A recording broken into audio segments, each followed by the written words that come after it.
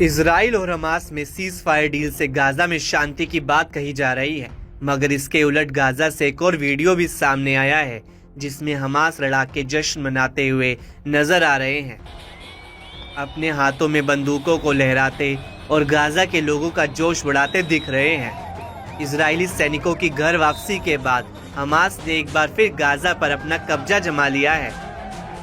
लड़ाके Gaza के लोगों के बीच में जश्न मना रहे हैं। जहां हमास लड़ाके सीज फायर डील को अपनी जीत और इजराइल की हार की तरह देख रहे हैं, इसकी वजह यह है कि इजराइल ने बार बार हमास को पूरी तरह खत्म करने की कसम खाई थी, मगर गाजा की जमीन पर हमास मजबूती से अभी भी कायम नजर आ रहा है। दावा है कि इजराइल अपने जंगी मंसूबों को हासिल करने में नाकाम रहा है।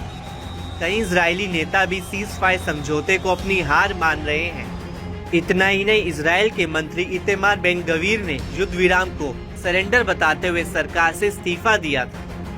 इस बीच तेल अवीव यूनिवर्सिटी के रिसर्चर ने बंधक सौदे और युद्ध विराम को इजराइल की नाकामी बताया है। डॉक्टर माइकल मिस्टेन ने कहा कि हमास गाजा में एक प्रमुख ताकत के रूप में बड़ी वापसी कर रहे हैं। उनकी पोजीशन खराब नहीं है।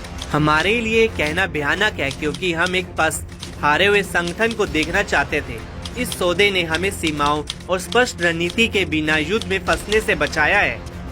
मुझे नहीं लगता कि पिछले 1.5 सालों में इजरायली रणनीति हमें हमास के पतन की ओर ले जा सकती थी। हमास को पूरी तरह से खत्म करने के लिए न कि केवल अगले कुछ दिनों के लिए एक लंबी योजना तैयार की जानी चाहिए।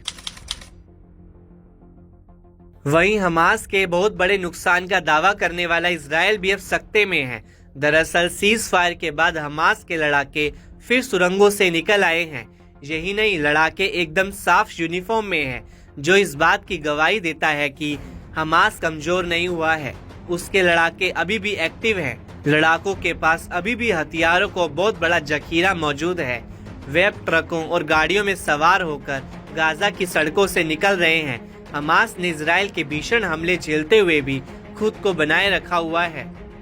इसके अलावा हमास नेता अबू उबैदा ने कहा कि ऑपरेशन अल अक्सा स्टॉर्म ने इजरायली शासन के ताबूत में आखिरी कील ठोक दी है।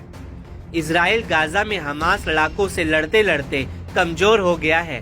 15 महीने की लड़ाई के बाद भी इजराइल पूरी तरह से हमास को खत्म करने में नाकाम रहा है। नेतन्याहू ने बार बार ये दोहराया है कि वह हमास को पूरी तरह से तबाह कर देंगे, मगर हमास को बुनियादी चोट पहुंचाने, उसके कई कमांडरों को मारने के बावजूद भी हमास पूरी तरह से खत्म नहीं हुआ, बल्कि वह हमेशा नए नए अवतार में दिखा है।